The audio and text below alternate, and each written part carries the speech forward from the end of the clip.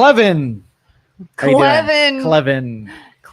Good Monday morning. How are we doing today? Good. How are you? Youngstown's Talk Channel. Joe Kelin. What is that? Oh my goodness. Uh-oh. Who cares? Are we on Facebook? No. Are we on YouTube? Are we anywhere?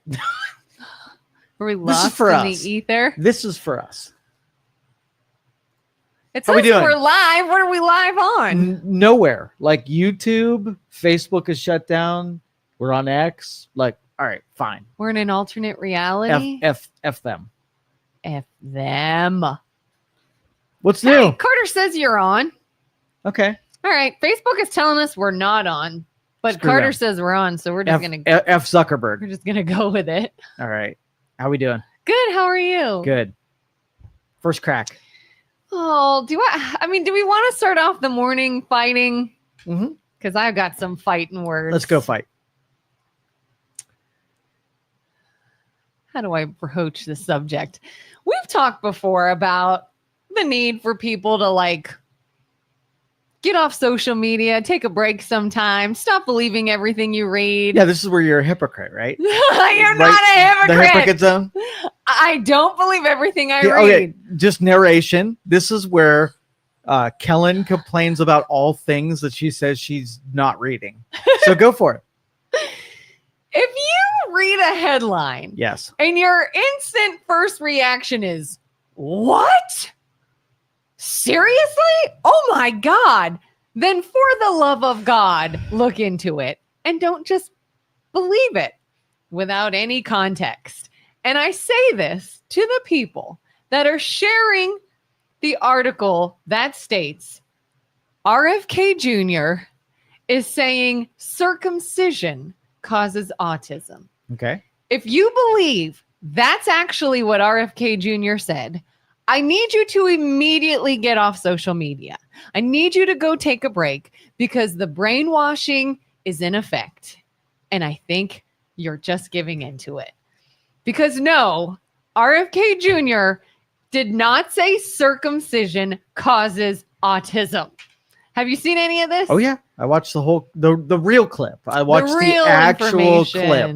Yeah, the real information. And for anyone that has been brainwashed or has not seen this and would like some actual context, what he actually said is, when discussing Tylenol in his previous remarks that there could possibly maybe be some links between autism and Tylenol and some of the things they're looking at there, an example of when a newborn baby might be given Tylenol is during circumcision.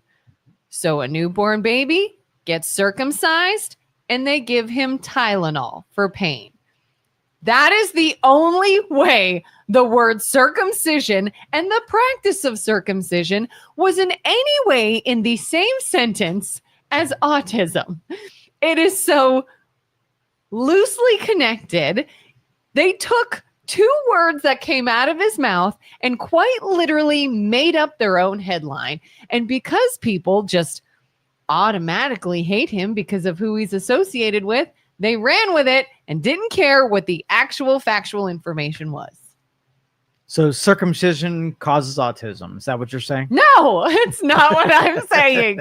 But if you went on Facebook, you would think that's what he said. Yeah. And everyone's like, oh, what a loon. What a crazy person. If you believe that headline, you are the loon. You are the crazy person. All right, so for all the stupid people in our audience, right? Mm-hmm. The connection is drawn between acetaminophen and when it's administered and when it causes problems.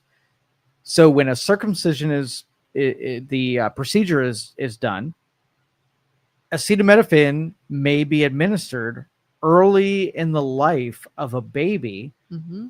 Those two correlations are drawn. Is that what I'm getting right? Right. Okay. So it's not about circumcision. No. It's just, here's when maybe Right, they so would have been given. let's bring up other procedures. Okay. Yeah. So let's just say the umbilical cord is cut and it causes pain and they administer acetaminophen, right? Yep.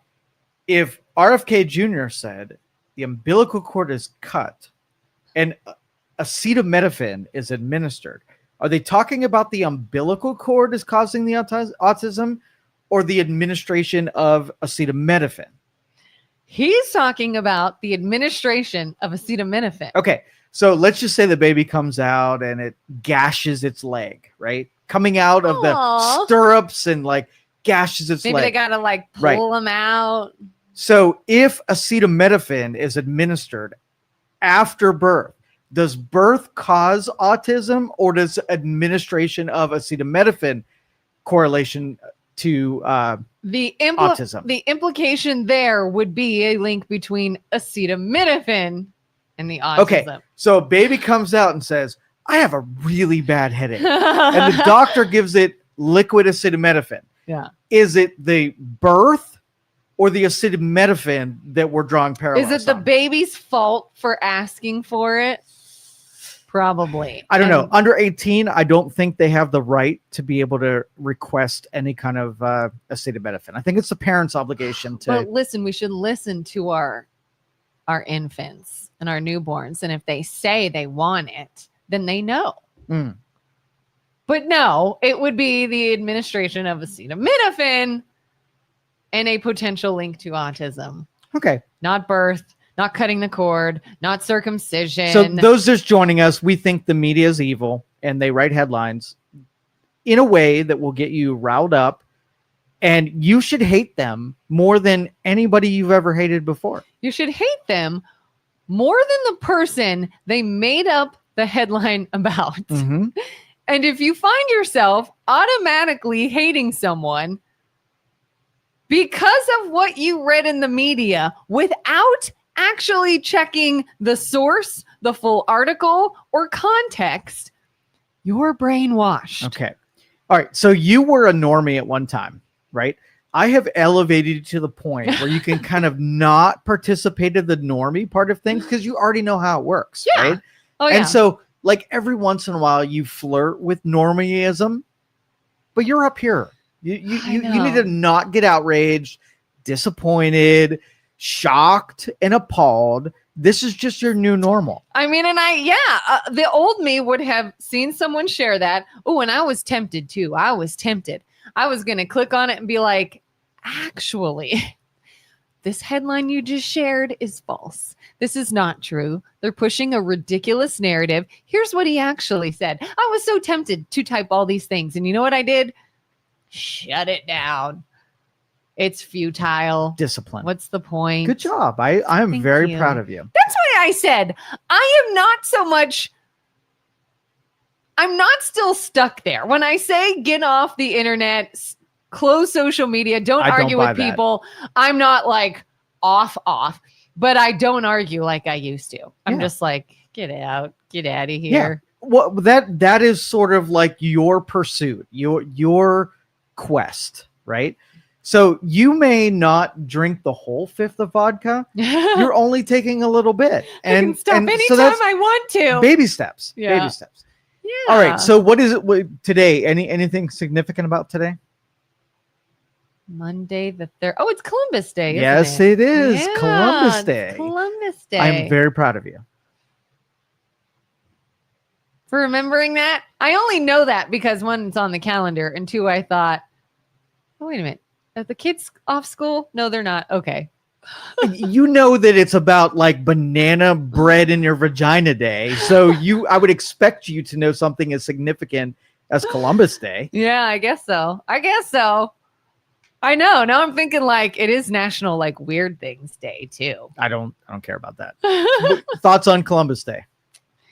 I don't have any strong thoughts on Columbus Day.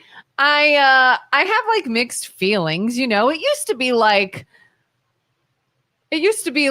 Columbus discovered America and we have this day in our history that he discovered this land. And then we started, you know, acknowledging information of like, well, does it count as discovering it if people were already living there? It's not like it was inhabited and he just showed up and claimed it. And then, of course, we went into like Indigenous Peoples Day. Is that not the same thing? Like, don't people call Columbus Day, or is that a totally different day? F that. So that is meant to be. Oh, what I'll explain that Columbus Day. fully. I've got a lot of verve on that topic. Yeah, because now I feel like we're back to Columbus Day, and I'm like, I don't know. What are we supposed to call it? Do you celebrate it anyway? No, No? not really. No. Columbus, good dude, bad dude? I guess that depends. I mean, didn't he like murder a bunch of people to take their land? That doesn't sound like a good dude. Okay. That's about all I know. Okay. Yeah. What do All you right. think? Wow. Yeah, I love that, like, you have a bunch of pseudo historians that pop out and just know what was happening in that era. Yeah. And they have lots of opinions on it. And a lot of it, I discount a lot of it because you got a lot of vaginas out there that feel a certain way about a certain something without any context of what the world was like at that time. And it's weird because I have an appreciation for people who did stuff, right? Mm-hmm. And I think the likes of any explorer, people who sacrificed themselves and took on big quests to be able to do something, successful or not, like, they're way better than you and I are. Like, the worst we do is like, what's the most dangerous thing you do in a daily task? You don't jump on a ship where you risk ultimate death for something. Yeah. No thanks. Yeah. So that's not most of us. And so I really put those people on a pedestal for what they're willing to do, for what they think or believe in, wrong or right. I mean, there are people that made foolish errands to discover something and they were totally wrong. I don't deprive them of intent, right? Mm-hmm. And so, but I think what we do, like, the most annoying part of this is that for some reason we got into an era where we want to almost make heroes of Native Americans as somehow they're more noble than the discoverers of Europe, right? Mm-hmm. The people that had put together civilizations that rivaled all other civilizations, and somehow make the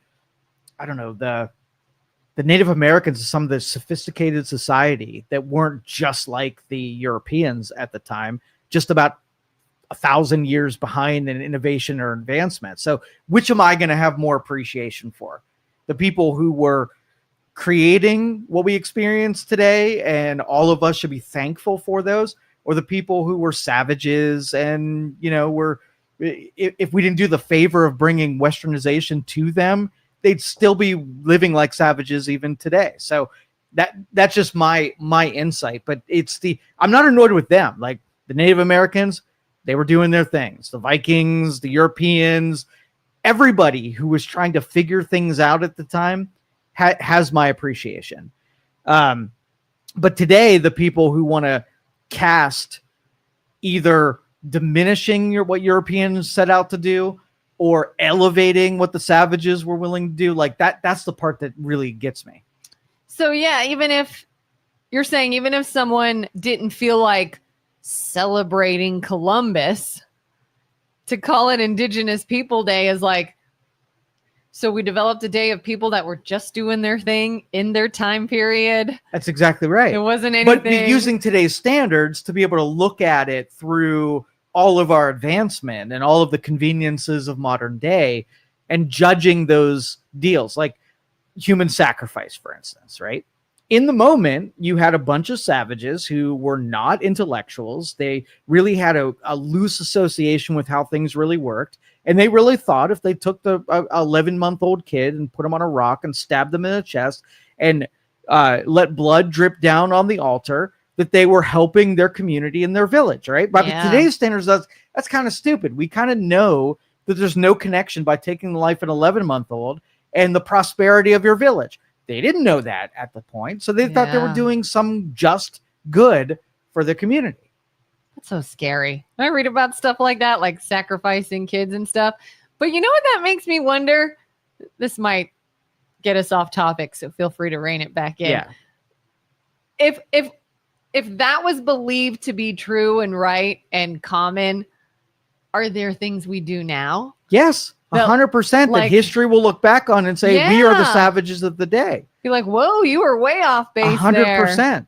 So the Native Americans believed in a bunch of spaghetti monsters, and the spaghetti monsters made them do things that were vile and awful, but there was a best understanding of as they were trying to figure it out. So here's the thing.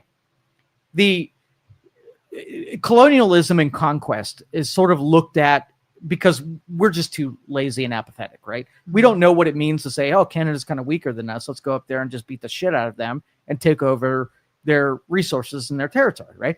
That's what life was like when you were expanding, your territory. You went to weaker nations and you kicked the shit out of them. That's just the way of the world. And it was accepted by all. If you don't think, the Mayans conquered, and you don't think the Apache conquered, and you don't think every civilization, the way that you expanded your influence and what you thought was right was by taking the weaker territory and beat the shit out of them. That's just part of the way of life. But we think that the colonizers, right, are the villains in everything. And I would really like to I'd love to run multiple timelines and compare them to where they'd be right now. If the Native Americans would thank us for bringing science, innovations, understanding to their cultures, are they better off or worse off? What would they be like today? And you never know. Mm-hmm. Like, maybe all of the warring territories of every Indian nation that there was just killed each other off. And there was a supreme one that ruled the North American continent for centuries. And, maybe they discovered skyscrapers and 5G wireless and Wi-Fi. Like maybe they would, but the chances are they'd still be smoking buffalo and, living in teepees. I don't know. So do you think there should be a Columbus Day? I disagree with all holidays unless there's some kind of utility of it. Right. My other question was going to be, if not, is there a person who you think deserves a day? I look at history and I take a person and I read about their life. I read about what was said about them and what they said about themselves and how history remembers them. And you take an element, like you can take MLK, right? Mm-hmm. And you can take everything that a human being has done and you can choose if the 100 bad things outweigh the one good thing. And so that's sort of the prism I take everything through. So you can take Henry Ford, right? And you can take all the bad things that he did, or you can say what he should be known for. And history before modern times had a really good deal of figuring it out because they got to present themselves. They got to, own the media and say what they want people to remember them as. And they got good at publishing what it is. But through modern day, we know everything about everybody. And we get to choose, like, was MLK a civil rights leader or was he a womanizer? You get to decide which of those two things he is. I think his contribution to the civil rights movement was superior to his tendency to be a human being and fall victim to all of the, fallings of human beings, right? Yeah. So Christopher Columbus was a guy who got in a boat and said he was going to discover the Indies and take Western or Eastern or the civilization that he represented in Italy and bring it to the undiscovered savage world of the North Americans. That's how I choose to remember. You have the choice. And, we disagree when we take our heroes, the people and things that happen that are inspiring to us, and someone tries to convince us that we should be less inspired. I would never get in your way. If you wanted to pick Katy Perry out and part of her lyrics, made you get through the day and make you happy, great. That's awesome. I'm not going to tell you about all the things why you should hate Katy Perry, but that's what we do historically when we have normies with brains of mush try to describe to us why we shouldn't, we should revile Christopher Columbus rather than say, hey, there should be more Christopher Columbuses out there. So how do you feel about tomorrow? Charlie Kirk Recognition Day. It's great. I think it's great. If it inspires and impacts positive, it's great.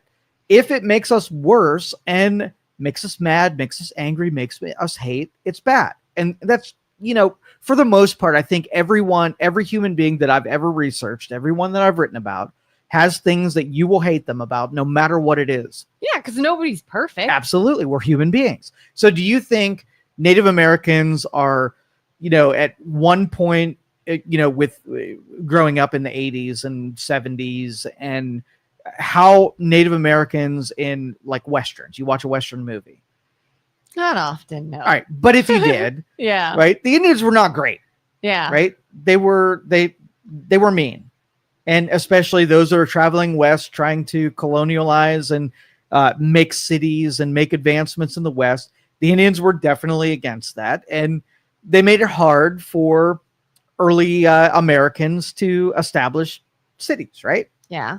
Yeah. And in modern day, they had the cornucopia and they were so pure, right? They were so nice. They just wanted to give and help. And then all we did was bring smallpox and kick them off their land and murder them with our guns and weapons and ruin their culture whatsoever. So you get to choose which of those two things. Were the Indians the bad guys or the colonializers the bad guys? Were, who's the hero and villain? And if you're in modern day schools right now, I bet you they teach that we were the bad guys. I wonder. Because again, that's why I feel like we went to this Indigenous Peoples Day for a little bit, but we're back to Columbus Day, calling it Columbus Day. Yeah.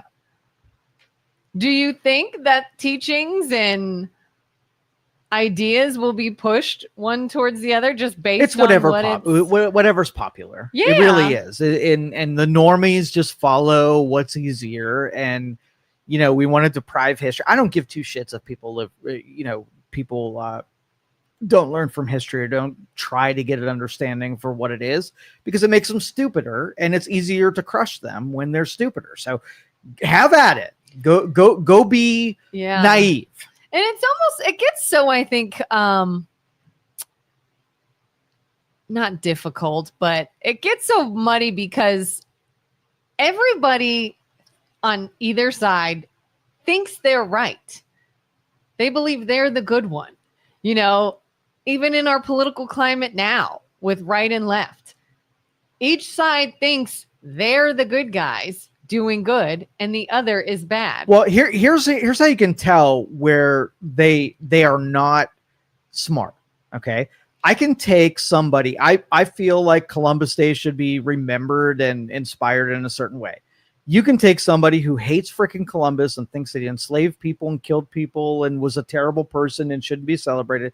Set them in front of me, right across from me, right? Mm-hmm. And I know what they're gonna say, and they know what they're gonna. I know what they're gonna say, and they're going to know what I say, and I will destroy them in everything that they say. They won't sit down with me.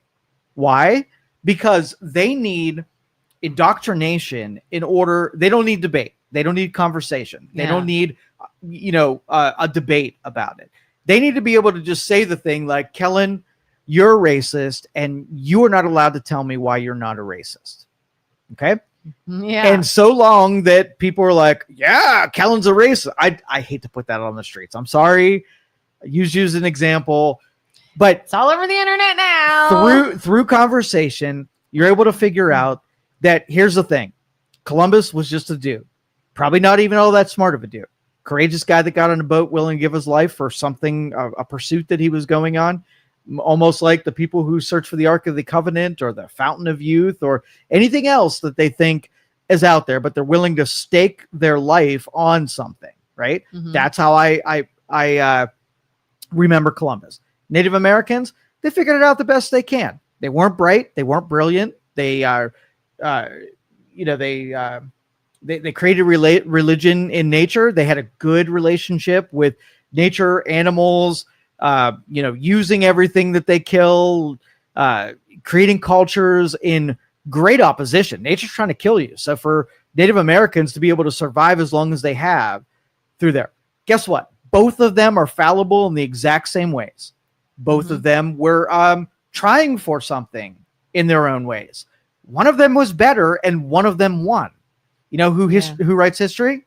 The winner. The winners, right? Yeah. And so if you want Native American culture to be more prominent in civilization, you have to win more. And you're not going to do it with savagery and, bows and arrows. You're going to do it with muskets and organized warfare, right? And so if those two got together and said, okay, we're Native Americans, we're at a big disadvantage because we're kind of stupid in the way that we do things and we're kind of archaic in all of our culture. Teach us Western or European civilizations. Then we could have hybridized it, got it together, and taken the best of the Indian or Native American culture and the best of the European culture, put it together and made a hybrid, a super culture. But instead, we're like, nah, we can't do that. Let's just kill each other. And the person that was strongest wins. And that's just how it was. So do you think maybe it could have been Columbus Day could have been more of a look at the time and what was happening more so than just about a person? For sure. Like, oh, this day we recognize this time period where this guy came from here and he landed here and here's the people that were there and here's what happened. He wasn't the only one. We had plenty of Europeans who were willing to try to figure out what was to the west of them, right? Mm-hmm. And some of them successful. Amerigo Vespucci, remember that name? Oh, yeah. Okay, Ponce de Leon. Like all these people were like, we want to know what's over there, right? And we're going to go find out. They didn't make it. Some of them did. Some of them ended up in Florida. Some of them ended up in South America, Caribbean, like They were trying to figure shit out. So like they didn't have GPS. They didn't have great maps of what was over this way. They had to go feel their way out. So now that we're sort of in this same climate today, having a brand new day named for someone, Charlie Kirk, tomorrow, do you think it should be done differently? All right, so what of all the things that Charlie did, what should history remember, and what was his major contribution to our culture? In my opinion, I see him as someone that, although was very politically involved, maybe is the word I'm thinking, in an era. Reclaiming my time. This was the question. What should he be remembered at? This should be one set. No, once I have only limited time. I have 5 minutes. So what should he be remembered as on a bumper sticker? Do you want my answer or not? I reclaim my time. Chairman, I reclaim my time. Chairman, can you reset my clock, please? My time. Because I think this is important. In a culture and in a time, which you yourself says matters to what we're looking at, he spoke out to both sides and included both sides of a political divide in a time that was not acceptable to do. And he was killed for it. And he was assassinated for speaking his mind, which shows the elevation of ridiculousness in this time. Something he tried to do, tried to history better. Books needs a sentence in order for the next stupider generation to understand what he stood for. Christopher Columbus discovered America. Okay. Period. Charlie Kirk. Give me the sentence. Charlie Kirk. I don't have one sentence. You have to. You have to dumb it down for the idiocracy to follow us. One sentence. Yes. What did Charlie Kirk stand for? MLK. He stood Civil for rights. open discussion. That's like 2 words. That might even be hyphenated. I'm not even sure. Charlie Kirk stood for open dialogue. Boom.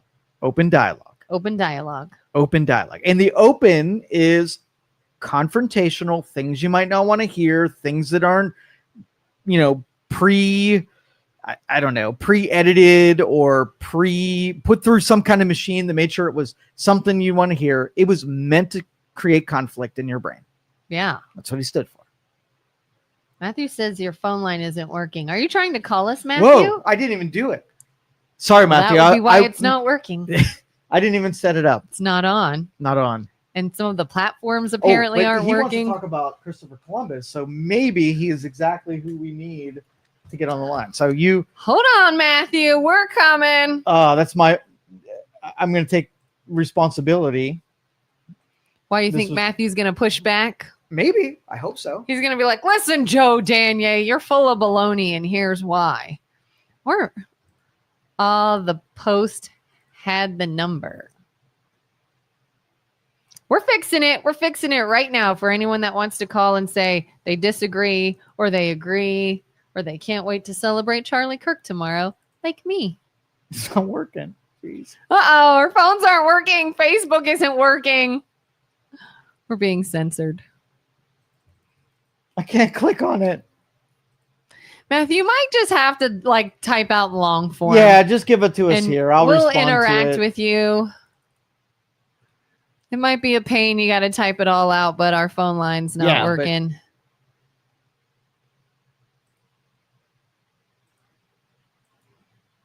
Oh, I think I might go. Do we have it? Thank you for calling Collin Studios do. host and call screener line. You can call us, Please enter Matthew. 330-595-1600. If you want to call us and tell us why we're dumb or tell us why you love us. Even better. Welcome, host. It's you on. are now in the host room So and whenever can you want manage to your call callers Matthew, from the Collin have at Studio it. web interface. Okay, Matthew, you don't have to type it all out. You're free to call now. 330-595-1600. Already. All right. You know who I met over the weekend, by the way? Who? Julie. You met Julie? I met Julie. We're going to talk about that. Yes, we will. I thought you already knew Julie. All right, caller, you are on the line. Hello. Hi. Hi. Is this Matthew? Hey, how's it going? This is. Hi, Matt. Matt or Matthew? Do you have a preference? Either one. Either or. Okay. Yeah. Thanks for listening. Thanks for calling. What do you got? I was just wanted to follow up on the Charlie Kirk thing. Yeah. But I think obviously what happened to him was horrible and wrong. I think anyone can admit that. But I think it's a little bit much that we're giving him an entire day of remembrance, and that we've the government is trying to use it as like a political token almost. You know what I mean? Like they're using it as a oh my gosh, we're victims, even though he wasn't a good person or a good Christian, which is what he thought he was and what he said he was and what he preached about whenever he went to those college campuses. He used the Bible in a way that was very wrong, and he spoke mostly from the Old Testament and misspoke and I'm trying to think of the word I want to use here. He mistranslated a lot of what the Bible's message is in his doings. Yeah, and that's absolutely your opinion, and it differs from people who did get a lot out of what he did for the dialogue, for the religion, and bringing people together. So, Joe, yeah, I don't want to interrupt, but I don't think it's an opinion that he misconstrued what the Bible said when that's what he did. Well, no, that is your opinion. That's exactly, it's coming from you. So you want to give some. So if I say that the sky is blue, is that an opinion or a fact? Say that again. If I say the sky is blue, is that my opinion or is that a fact? Go ahead. No, I'm asking you. If he says the sky is blue, is that an opinion or a fact? It would be a fact. Okay. So if I state a fact that he did something wrong, is that an opinion or a fact? Yeah, just give me the example of where he took something that was factually incorrect, and I'll agree with you. Sure. I do. If I'm going to do that, I do require your opinion first. Sure. Or your thoughts on the Bible, because ultimately, I myself can't say what the Bible's for, but I just want to give you an example. Yeah. Joe, what do you think Jesus's ultimate message was throughout the Bible? What was Jesus' ultimate message? Not a Bible scholar. I'm not sure. What was Jesus's, I don't want to say his point, but what was Jesus trying to teach his followers throughout the Bible? Go ahead and tell us. You're more scholarly at this than I am.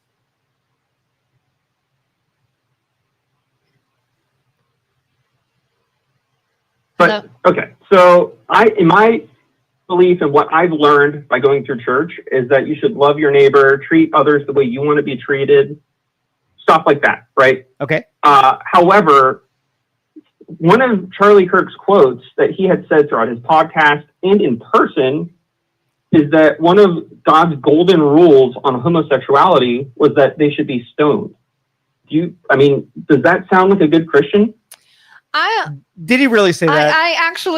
I've seen content that he specifically said not to.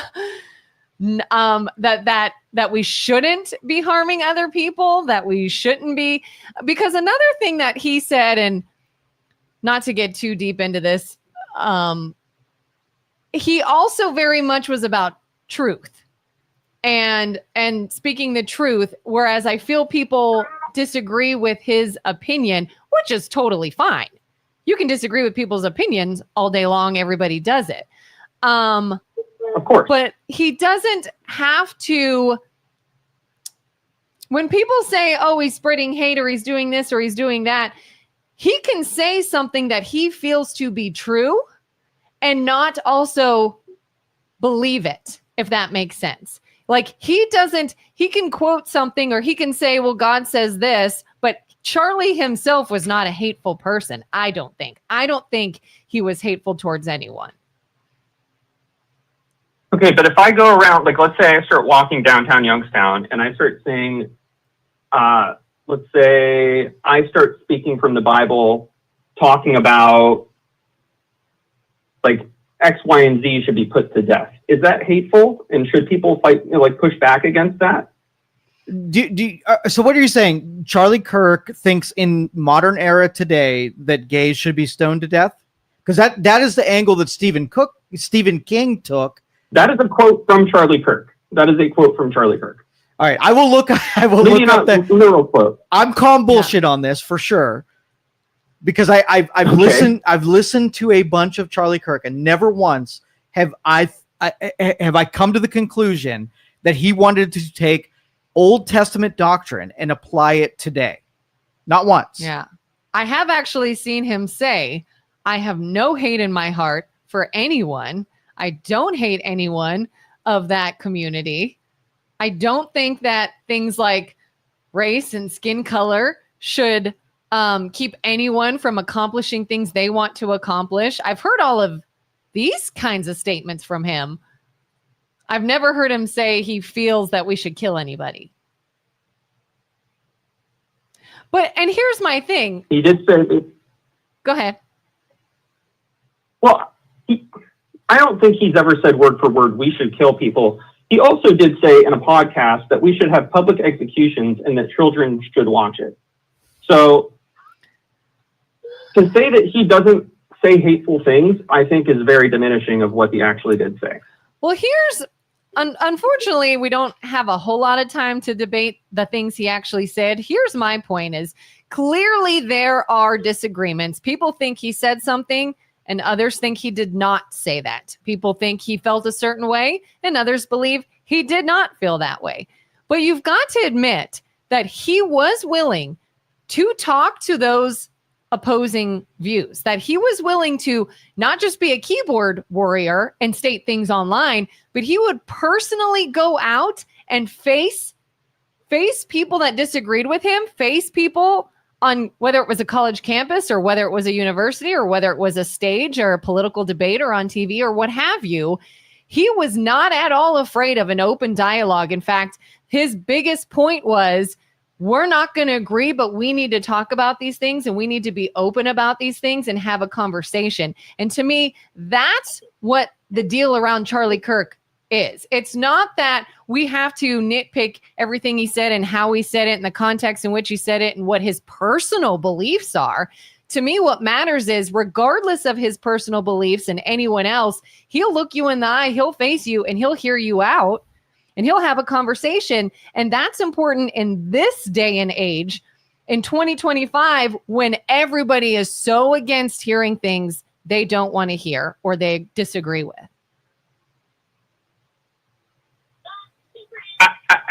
I want to agree with you a little bit on that. I think open dialogue is good. Yeah.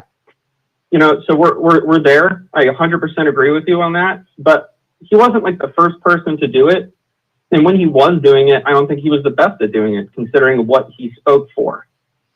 But he was very successful at now, it. And he had obviously, he didn't deserve what he got handed to him. Obviously not. But I don't think having an entire day of remembrance it makes sense for this situation. And my main point. And I do. Yeah, and I think what happened to him is probably what sealed that day. And just to be clear, it's actually not, from what I've read, I don't know for sure, but from what I saw, it's not a law. They're not actually passing a law that it's going to be Remembrance Day for him. It's more suggestive, and people can just do it if they want to. It's going to be well known. But I do think the fact that he was killed for doing this is why he is now more recognized than, when you say, well, he's not the first person to do this. No, a lot of people do this. Michael Knowles does it, and Rami, I can never say his name right, but he's done it.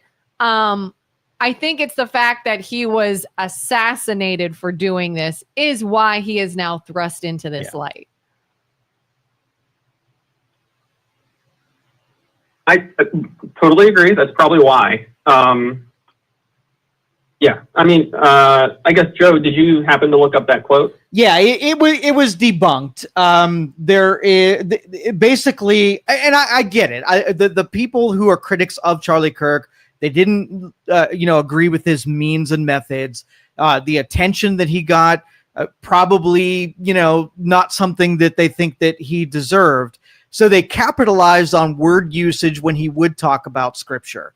And this was sort of like a double jump, where he didn't say that he referred to the passages up to the methods of execution at the time when someone was homosexual, and drawing a parallel and a sort of like a connection between, well, if he's using that passage, then he must then support the stoning of homosexuals. Just not the case. And Stephen King used that as well and apologized for it later. So I understand why it's being done, but I don't give credence to it. Yeah, I see. If you look up on here, Matt, online, there is a full written, what do you call that? Debunking. It's basically when somebody types out everything said in a situation, you could see like the full script of who said what and when. And yeah, it looks to me like somebody was talking about another Bible verse, and Charlie Kirk said, oh, well, if you're going to say that, then you might as well look at where it said, thou shalt lay with another man shall be stoned to death. He wasn't saying, I believe they should be stoned to death. He was countering another Old Testament well, passage. If you believe that, then you can see this. Yeah. Okay, well, you know what? I'll say I'm wrong on that one. Mm-hmm. But what about that one? What was the other one I mentioned? It was... And while you think about that, Matt, can I just say thank you so much for being a big person like that, that so many people, I think, just want to be right. And when they are given evidence to the contrary, they just fight. So thank you for being a normal person. We are being Charlie Kirk. We are literally having conversations with opposing views and doing it rationally and reasonable. I love it. Thank you for hearing us out. I'm happy to be wrong. Yeah. And again, I can't fault you for if you were wrong in this instance, we totally get why you would think that. We totally say, oh, I see why somebody would think Charlie Kirk said that. Yeah. Here's the context. It may be different, and it would have been context you didn't see. So again, I have to point out in 2025, unfortunately, it is rare that somebody will hear contradicting evidence and accept that. And so that, I think, speaks to your character so much. Yeah, I mean, I'm happy to be wrong. I'll admit it when I am. In that case, I was, for sure. What was the other one? God dang it. Was it about the LGBTQ community or? No, it was about having public executions. Oh, in front of having public executions in front of their kids or something. This one sounds familiar, like I've seen it too. During the show, Kirk said execution should be public, quick, and televised, and that at a certain age, it's an initiation, referring to children watching executions. Kirk acknowledged that the death sentence and public executions were heavy topics, but also expressed the belief that making executions public would deter future crimes. Okay, so he thinks people being able to see executions would deter criminals. In a way, they're not televised, but they are already public, aren't they? People can go see executions. No, I mean they have viewing rooms, I believe, where Right. people relevant to the situation can watch it. But Right, yeah. Do you think that it might be a deterrent if we had public executions that people wouldn't want to commit crimes?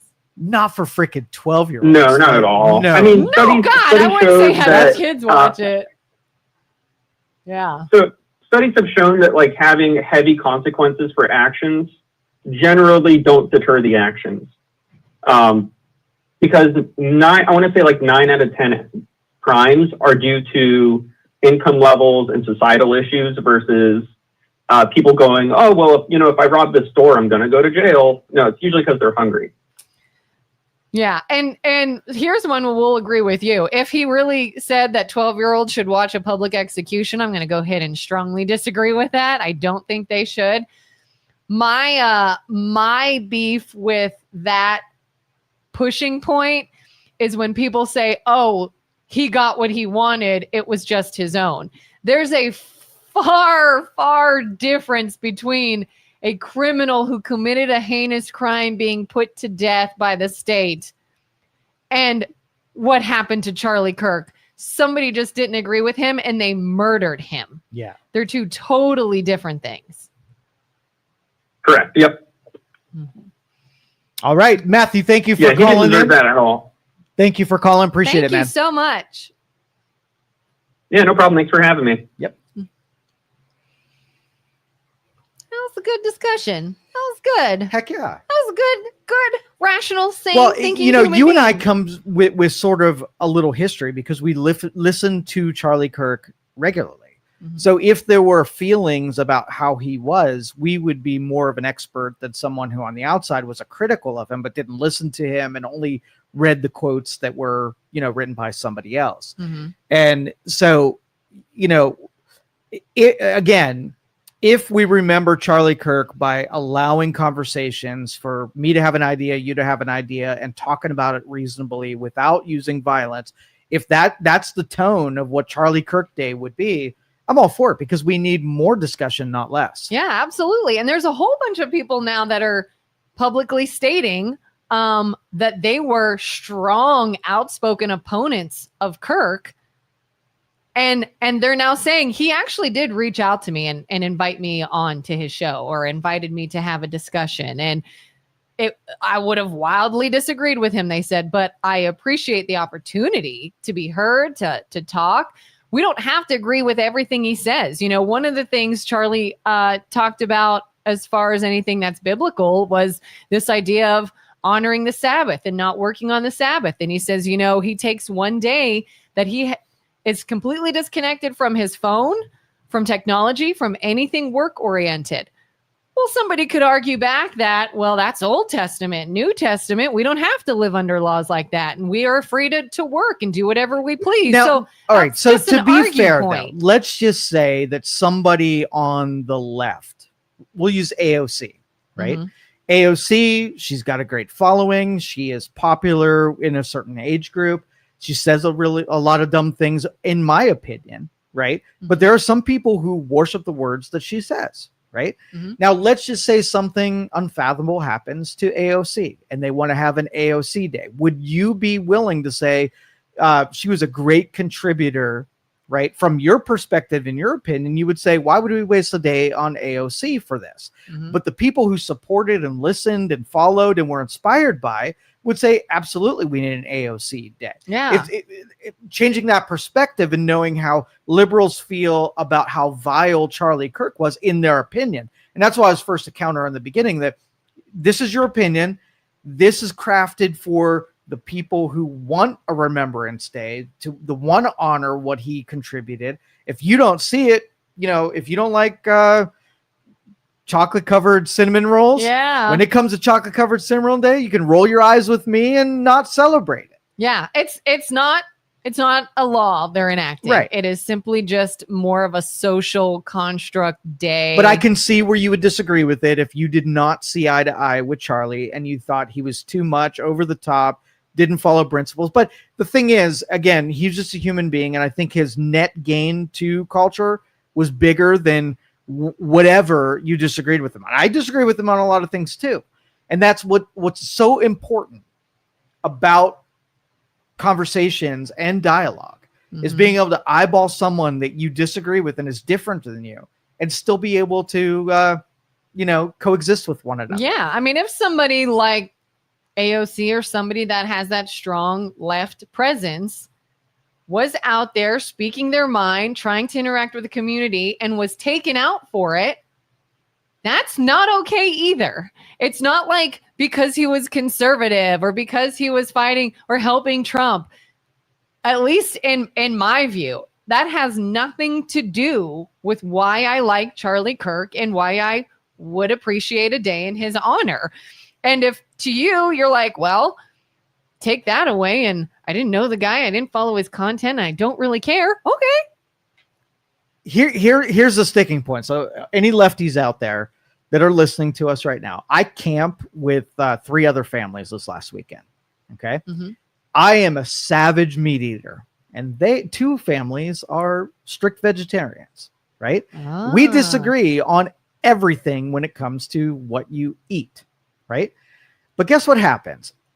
We don't really have conversations. I'm not trying to win them over and make them meat eaters, and they're not trying to win me over and make me into a vegetarian. When we have the grill out, guess what we do? We cook all the vegetarian stuff before we cook the meat stuff, because I don't want my bacon getting all over their avocado shit, right?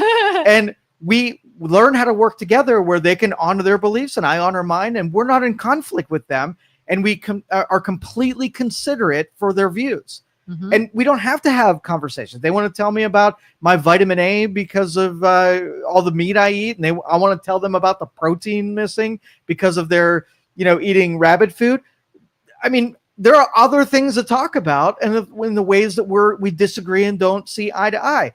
And we have great camping adventures, knowing what the boundaries are, where we don't have to convert people we disagree with, and we can have conversations about where we think we're right and do it amicably, where we don't feel like warring with them.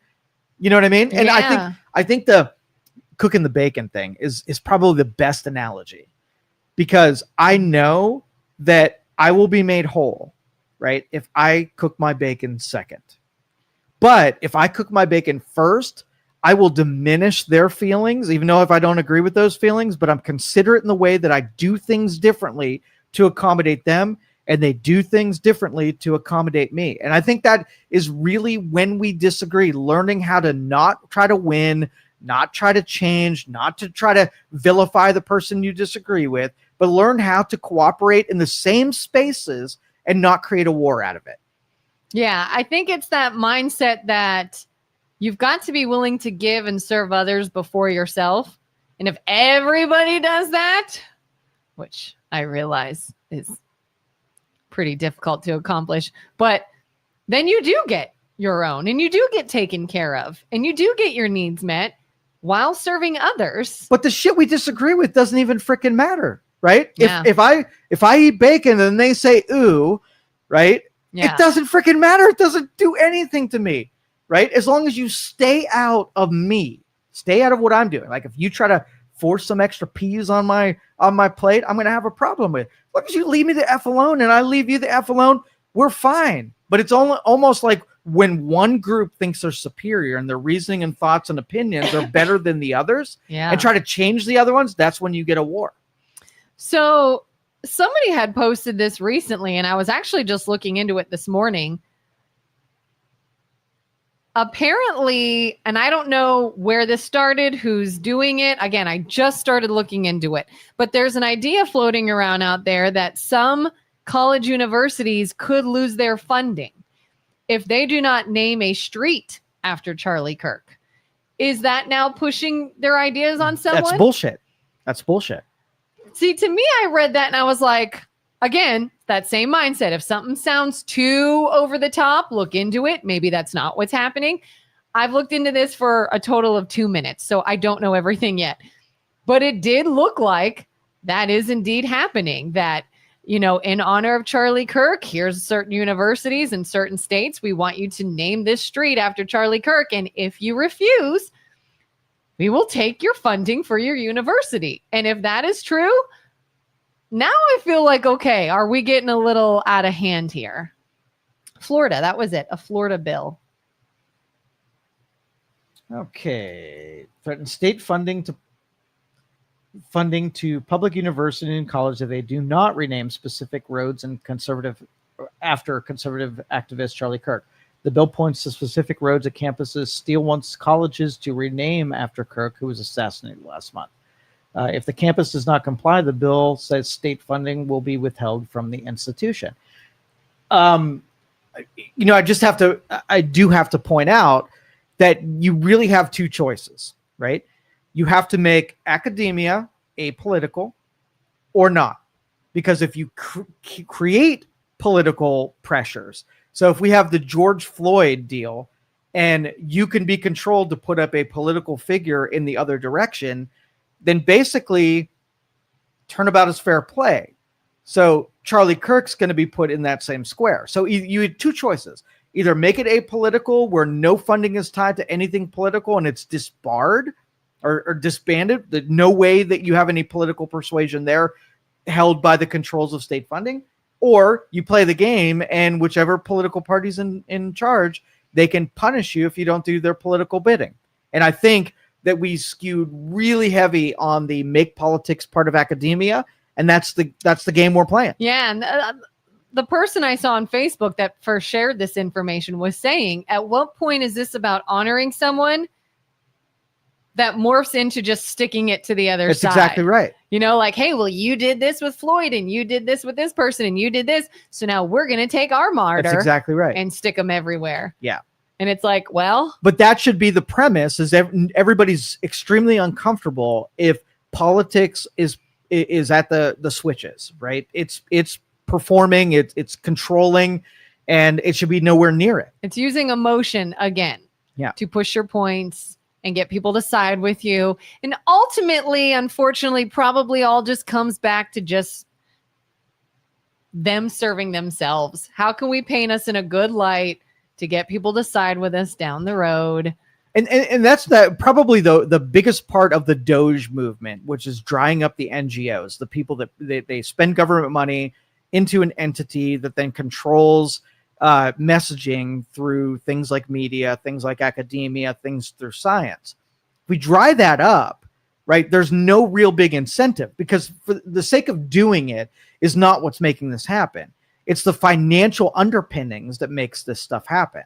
And I think the Charlie Kirk thing is an authentic emotional response, but I think everything that led up to this point has been government spending and the controls of controlling other people by the money that comes into those institutions. We dry that up and we get way less of it. I don't think you ever get rid of it, but you have way less of it. Mm-hmm. Jerry has a really long... You want me to read Jerry's? Yeah. Yeah. It took 32 years for MLK Day to become a recognized holiday. There is no special days for many people that were considered good people by many, and they do not have days to commemorate them. We have so many bigger issues in this country than to be so quick to judge someone. Because he was in the limelight and a political figure doesn't make him to the level we should have a day to honor him. We don't have days for all of the good people who live their life to promote peace. If Charlie, and it's cut off. Okay. So I disagree with having days of remembrance for anything, but so long that we're doing it, it's going to get absurd, right? Yeah. Because everybody has an interest. I'm going to make Nikola Tesla Day, right? Yeah. And I'm going to think everybody needs to learn about Nikola Tesla. And there's some people who don't give two shits about what he did. Maybe dislikes him. Maybe thinks he's a crazy person that married a pigeon, right? And they're like, hey, that's a complete waste. But a waste of what? Like, what did it really waste? If I don't care about Nikola Tesla, I just look it on my calendar and not observe it. Like, what did it really cost culture to have someone that I think is cool to be put up there? Well, the cost is that someone comes along the line who thinks someone I disagree with should be recognized. And then it's not a remembrance day for me. It's divisiveness to me. Like, if we have Gay Pride Month and we have Transgender Month. Like every day is going to be some kind of activist day in remembrance. And if you want to create bigger divide, you make in all things are polarized. You could put anything out there and make it a day of, and somebody's going to disagree with it. Oh yeah, so for sure. So if we want more of that, then keep making more days of acknowledgement. Yeah, we're kind of in this time where we're going to fight over anything. Like you can't do anything. No, and that's good. I think every day should just be normal. Like I'm so pissed off at Christopher Columbus Day, and I like the dude. I think he did. He did a great thing for the United States of America to begin with, right? Yeah. But my mail is not going to get freaking delivered today because of that asshole. Banks are going to be closed. What about President's Day? It's a couple of them. Freaking people just like take the day off. Like, what if I took the Charlie Kirk day off? Come on. Oh my God, let's take Charlie Kirk day Shut off. Shut up. No. I won't be here tomorrow. No. It is I will be here because Charlie Kirk believed in hard work. Freaking close the post office. Half those people that work for the federal government disagree with Charlie or with Christopher Columbus anyway, but they still freaking take the stupid day off. Half those atheists who get Christmas off, I was just going to say, what about Christmas? Freaking take the day off, right? Do you think we should honor Christmas? If you don't celebrate the day, right, and it's not a holy day for you, go to effing work, you stupid hypocrite. What about Veterans Day? That's not even a day that some places, I guess. Same thing. You don't want to celebrate it, go to effing work. What the hell? What if I want to celebrate all the days? That's called unemployed. It's called people do that every single day. Every day is something. Yes. And you can take it off. Total choice. What about Easter? If you're not a Christian, right? You have no business it's Sunday anyway, so who cares? Oh, that's true. That's a good point. Jerry says it takes away the importance of true remembrance days. If Charlie was just a debate teacher at a college, it wouldn't have got to be this level. Yeah, that's what I said with Matt, is that the dude was obviously successful and part of a movement and had millions of followers, so many that his, he took over an entire stadium in memoriam for his life. Yeah. So he was essential in that cause. And that's why when people go, oh, what's the big deal? He was a podcaster.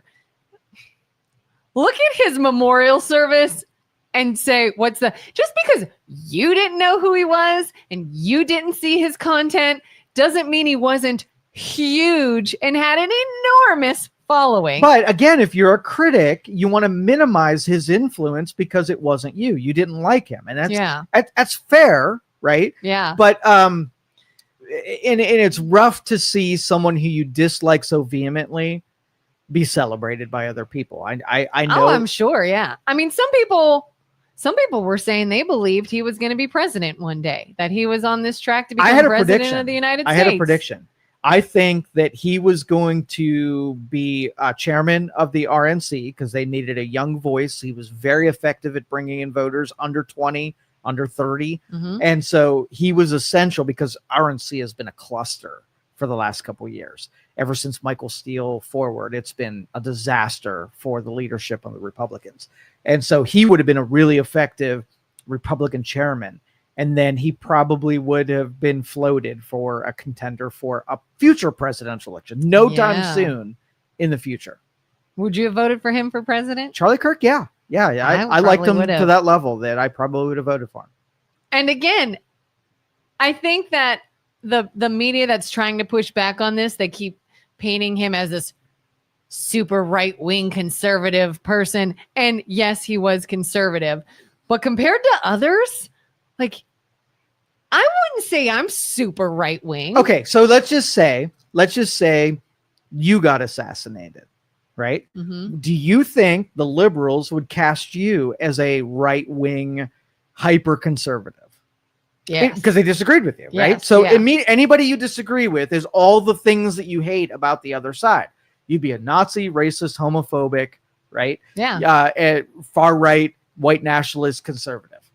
That's what you would do. It's the default. We are those things now, said by people on the internet. Yeah. If You disagree. That is the cornerstone of their belief. If you disagree with them, so either you have two choices. Either we're going to try to destroy you, or you're going to join us. That's there's no middle ground. Because I always used to say for years, for lack of a better term, identified as a more left-leaning person.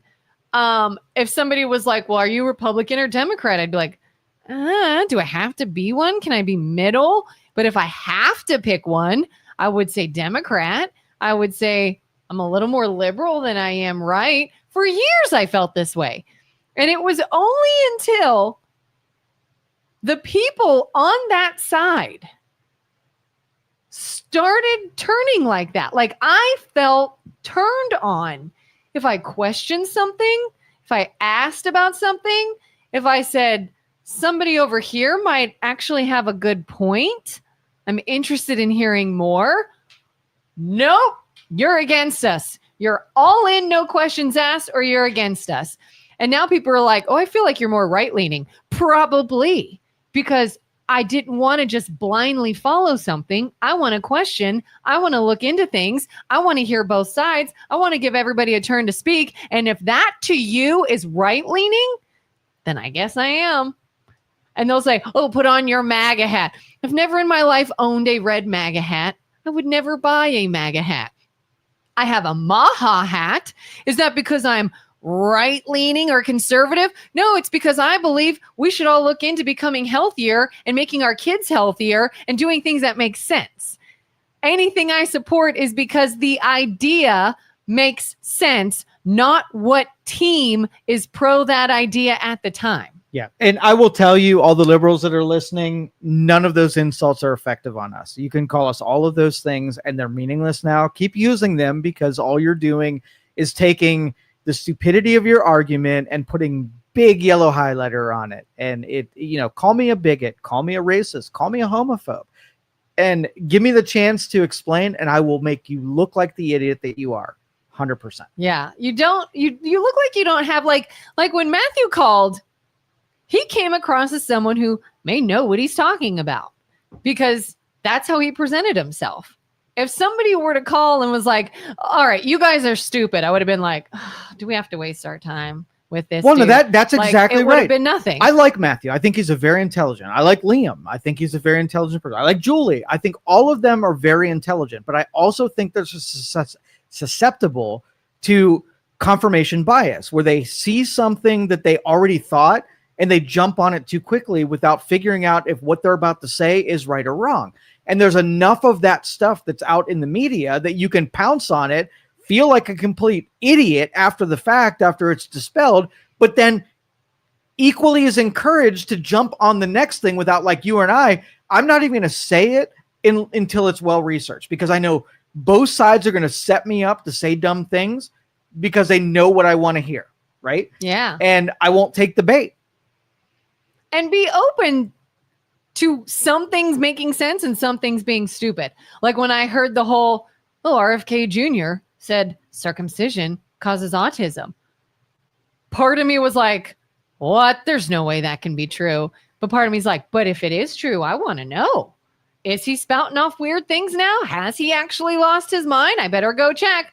Oh, no, shocker, not true.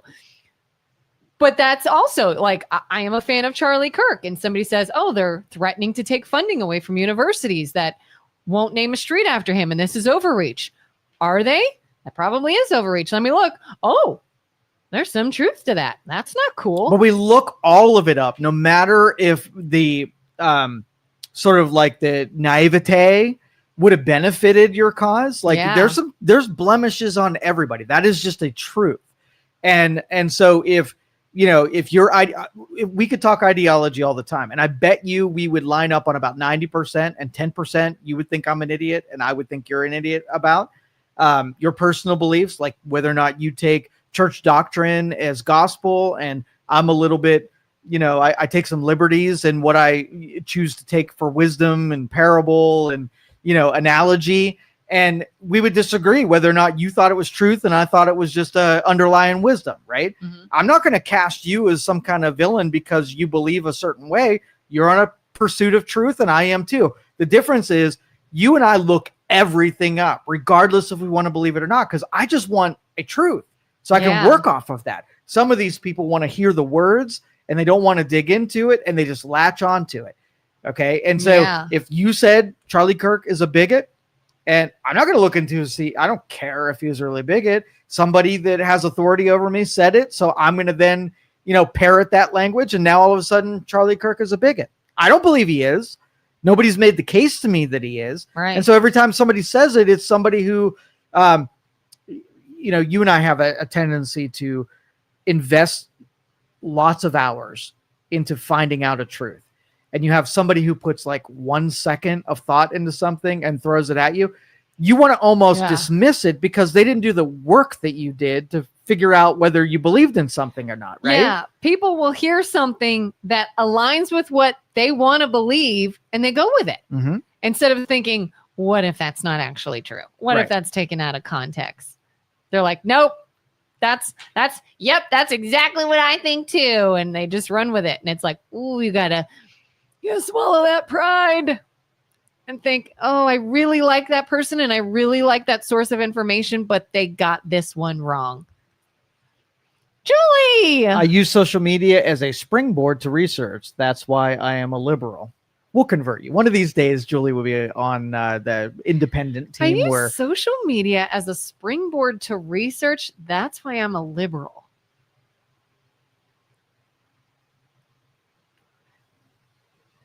Julie, can you elaborate on that? Okay, so let me tell you about the different kinds of liberals, right? Yeah. When I was growing up, I'm not even calling them liberals. They were just Democrats. Democrats were awesome people because they had very collective good that they were fighting for. Right. Mm-hmm. There were truly opposition at that time. You had big groups of people who were stronger than you. Collectively, they would get together and fight against the status quo of the machine that literally was constructing rules that you couldn't fight against unless you were with all of your brethren. And I believe in that. I think nobody should have controls over other people. And today's liberals are not that. And I consider Julie over old school fighting against the power to control. That, like, we call it 90s Democrat. Is sort of that's how I was raised. I'm going to say 80s Democrat, but you're younger, so we'll let you do 90s.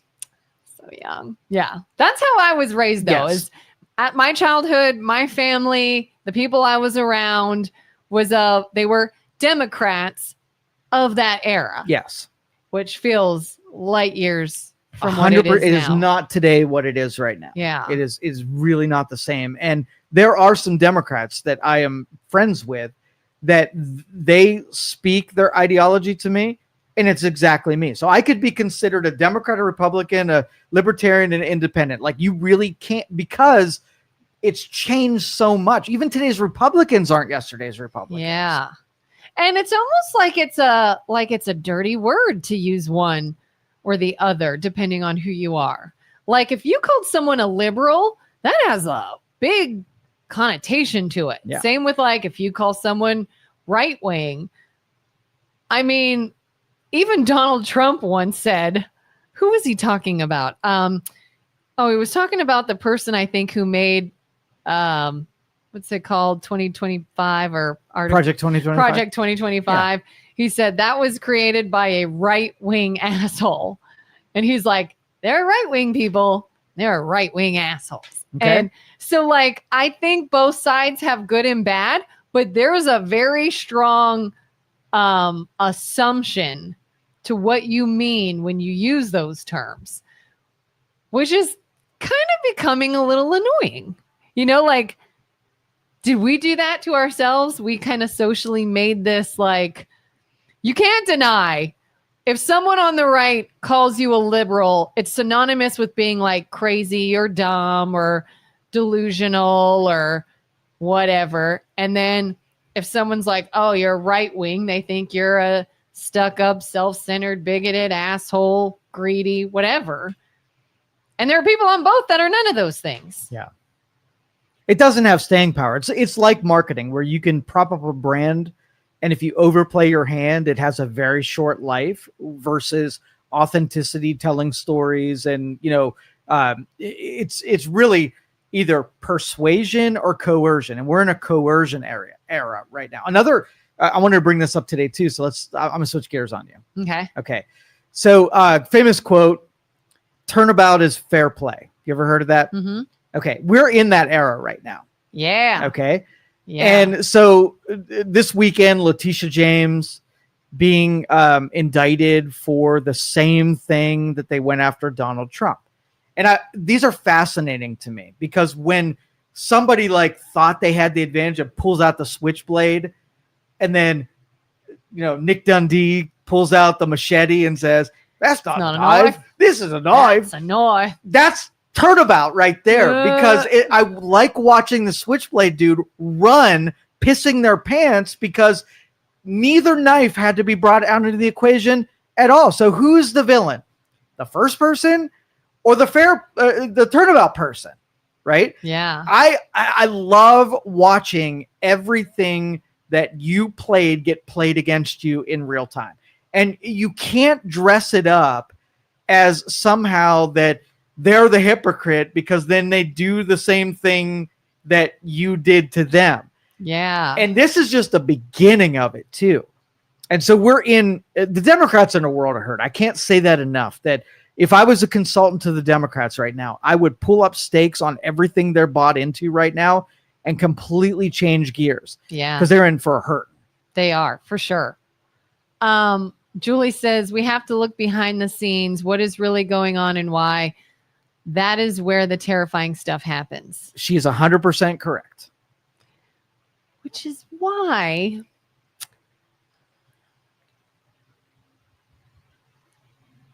do you think it is synonymous with liberals to see things online or social media and want to look behind the scenes or the context or the factual information? That is part of the Democrat movement. You can see that this was sort of like an escalation.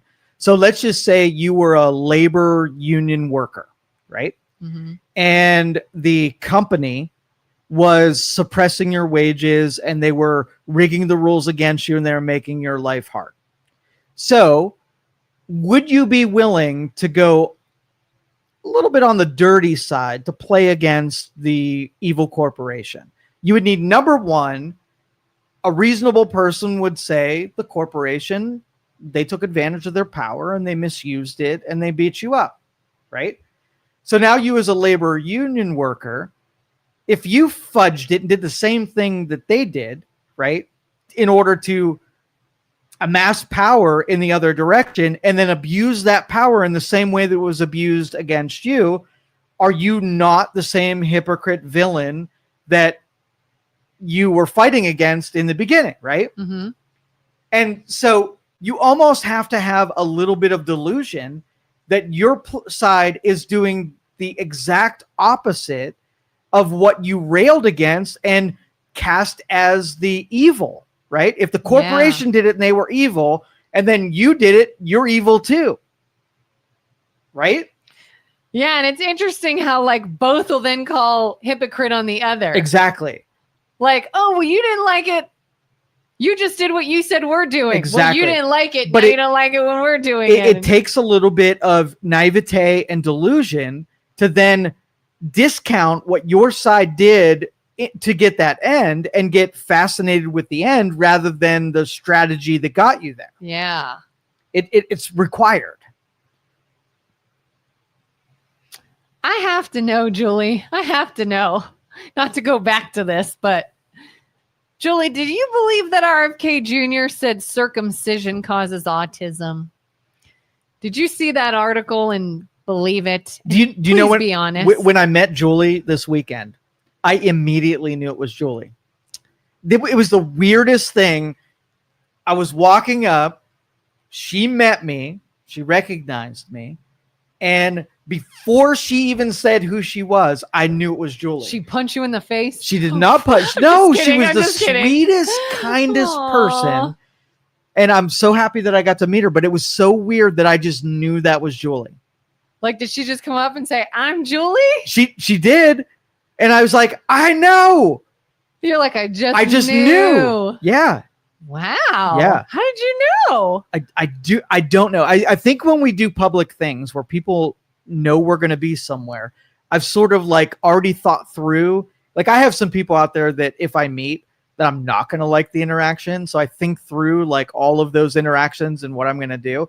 And so meeting her, it just connected like dominoes. It was so weird. It was the weirdest thing. Where were you guys? Just around town or We at a public the thing? hot pepper tasting in McDonald. Went to the Oktoberfest and I judged hot peppers and oil. Oh, you were a judge? I was a judge. And she was there? She was there. And the moment she walked up, you were like, this is Julie. 100%. It was the strangest thing. It was just like, oh. It was. It was the weirdest thing. Yeah, Julie says that was freaking weird. It was very weird.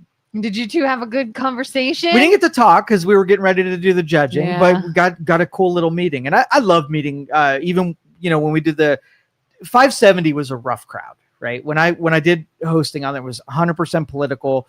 And the split was probably 75%, 25%. 75% of the people thought I was the biggest dolt on the planet because I didn't see eye to eye with them. And so meeting them sometimes were not great interactions. They took it upon themselves as soon as I met them to tell me how much of an idiot that I was and scorn me. And so I've had a bunch of those.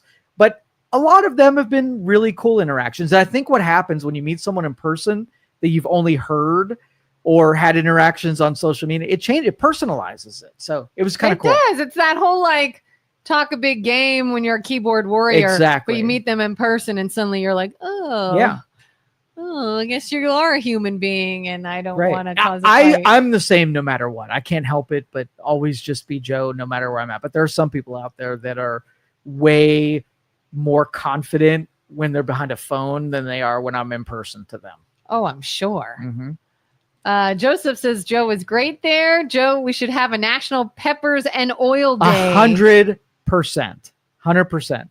And I was asked to do more pepper judging, by the way, since that. So Joe got me into the pepper tasting judgeship industry. Julie says you were too cerebral for the 570 crowd. Oh, dude. Sometimes I would bring up, philosophies that were just, people wanted to fight about things they heard on the news yesterday. And I was talking about Socrates and, Nietzsche and all of that. And it was tough to let that resonate.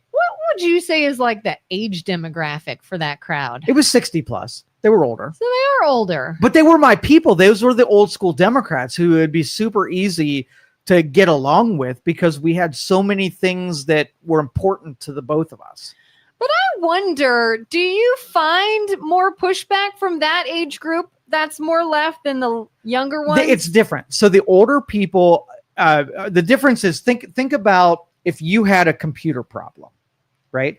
The older people would know when they were out of their league and they had a better relationship with giving authority over to someone who knows better. Right. They were easier to be able to like create cooperations with people where you had the money and they had the expertise and having some kind of negotiation and right. Mm-hmm. Younger people think they know everything.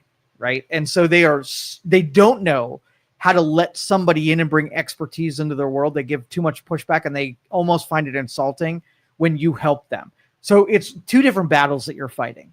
And so I think when it comes to the thing, and both groups 100% confident that they know, right? Yeah. And so it's a matter, I think the older people were more willing to let you in and be wrong than the younger generation who, even when they're wrong, they will fight for another 5 years that they were right all along because they have that pseudo confidence. I think they're just like right fighters too. Like, don't ever admit defeat. 100%. I am right. I will never. But the older group had certain things that they would dig in and never come off of. Like, we fought a lot about the labor movement, right? So center reasonable, wanted corporations to behave appropriately and wanted labor to behave appropriately. I wanted corporations to have value in workers, and I wanted the workers to have value in the companies. And I would be sort of a mediator between the two. And the laborers didn't want to ever hear that. The corporation was always the villain, and they always felt like they brought more to the table than the corporation. And I felt that even the corporations, every company that we've ever done business with had humility and knowing that they had to value the people who ran the line and did the sales and how important they were. I don't think any of the laborers, they talk shit and they felt like it was always somebody else's fault and whatever. So there's a divide that I always wanted to be that mediator, where if they could just figure out how to get along, we could set the world in fire. If they were ever at odds, they were always at odds with one another. So it was always a fight rather than working on innovating things. And I always felt like that was a big sin in our area, especially. God, I feel like we see that everywhere. Yeah. Politics everywhere. It's a fight over working together and but actually workers doing are anything. effed. Workers are effed, but they owned it. All right. Workers think that they're the most important part in the equation. Yeah. And do you think AI threatens workers or corporations more? Workers. 100%. Yeah. But it only takes until you become an actual commodity before you know that you are wrong all along. So we would deal with businesses, right? So we have an engineer that comes that has all this expertise to know how to do something, but they have no money. And we have a financier that has all the money, but they don't have any expertise whatsoever. Of those two people, who do you think thinks they're more important? The person that knows how to do the stuff or the person that enables the stuff to be done? You probably both think they're They important. both think they're more important, but which Yeah. do you think is more important?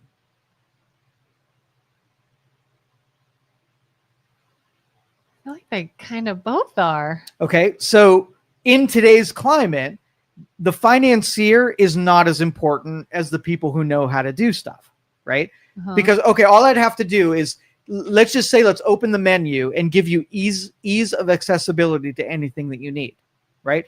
Let's just say that I would take AI and I would give you capital, like with a push of a button, right? So if I had a really good idea and it had good market value and I had everything to make it happen and I pushed a button and it gave me all the money, the financier is like, well, wait a minute, what about me? Right? Yeah. Versus the specialization where the financier couldn't do the thing without the person that knew how to do stuff. So they can easily become a commodity if given ease of access to the thing they thought they had that was They valuable. could be off and running Right. with one thing. But there would be another era, like when I got into business, colleges had IT and tech as their primary goal, right? They wanted to churn out more people who knew computer sciences more than anything else. So what ended up happening? The computer company popped up on every corner store. Anybody who knew how to do it, there was no licensure, there was no regulations. Anybody who knew anything could set up a computer shop. So there were thousands of them that popped up. They were a commodity. So when you picked the computer place, you had thousands to freaking choose from, right? Mm-hmm. And then as time goes on, those people fall out, then the true expertise emerges and it uncommoditizes. Well, with AI, we're looking in the other direction. What you thought, like if you knew how to do some kind of law that there was only 5 people doing, you could set your price. You were not a commodity. You were a sought out after expertise. Mm-hmm. But if that flips and that script flips, all of a sudden AI does what you did for a living. All of a sudden you're going to find humility in 20 seconds.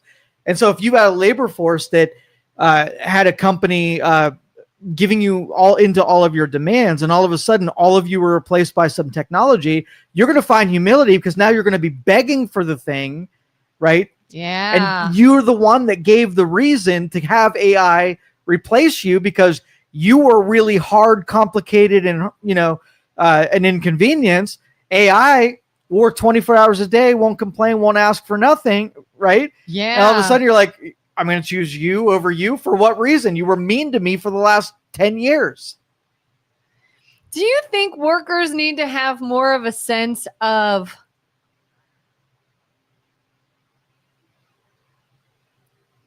maybe the need to prove themselves?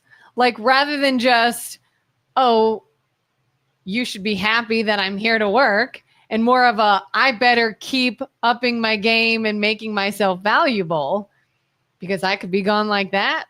Well, the college model, right? If you want something to be valuable, you have to limit its exposure. You can't give it to everybody. It has to be valuable because it's rare, right? Mm-hmm. And so I think, I think labor is so commoditized that jobs aren't even valued. How much harder would you work if you knew that there were 17,000 other people that would take your job in 1 second and do it better, ask for less, and really be appreciative that they had that job? Yeah. You would work up to it because you're competing against the people that would replace you rather than what you felt you were deserved or what was owed to you.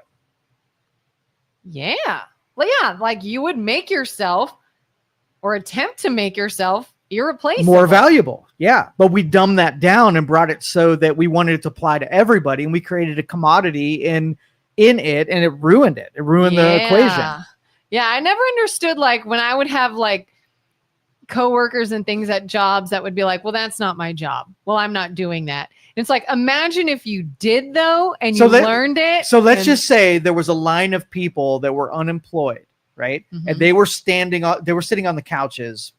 And the minute that somebody came and said, well, that's not my job, somebody could raise their hand and say, oh, I'll do that. I'll do it. And you could immediately be plucked out and you could be put on the couch. How long before the culture of the couch is then really willing to do anything if they would get the attention of the valuable job that was in front of them?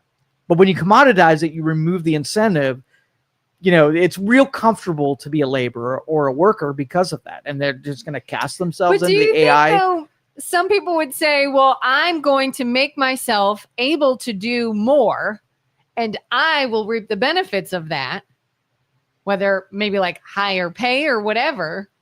But do you think, though, there are industries where the laborer, the worker will say, well, I started here and then I learned how to do that. And I learned how to do that. And I learned how to do that. But I saw nothing else from that.